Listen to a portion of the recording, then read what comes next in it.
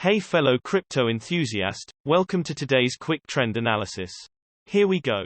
In today's video you will find out how the price of EOS has changed and what the technical indicators SMA, EMA, divergence and MACD are showing. If you are not familiar with the indicators, check out the explanation videos down below in the description. Looking at the hourly time frame for EOS, the price rapidly went down with around 7.4% in the last 24 hours, with a current price of 1.26. We can see that the sellers are taking over because the volume was high, showing that this move was strong. Moving to the hourly simple moving averages, for this time interval, the current price is below all of the simple moving averages, which looks bearish and you should keep an eye on the closest SMA. The 200 SMA will play as resistance or the price will peak above the current price, which is around 1.3. It's important to note that currently the price is below the 200 SMA, which is normally a strong resistance.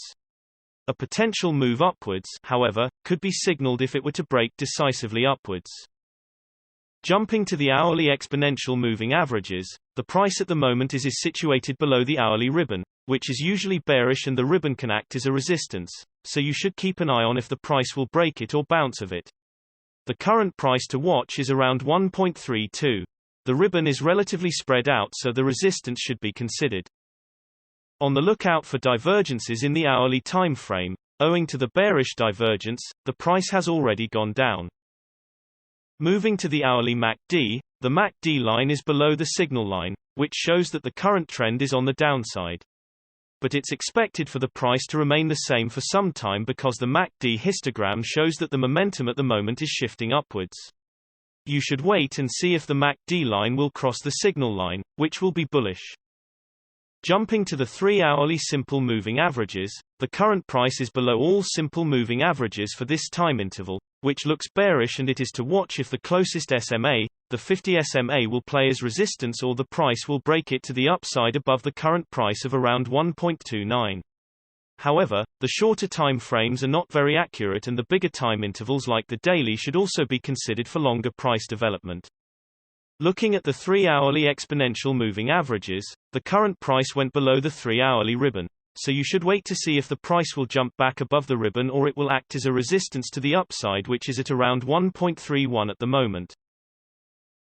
Looking at the 3-hourly MACD, the trend is currently going down because the MACD line is below the signal line.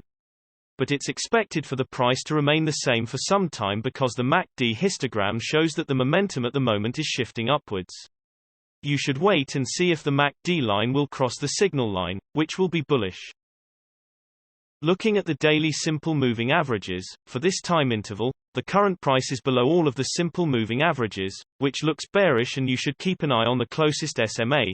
The 20 SMA will play as resistance or the price will peak above the current price, which is around 1.32.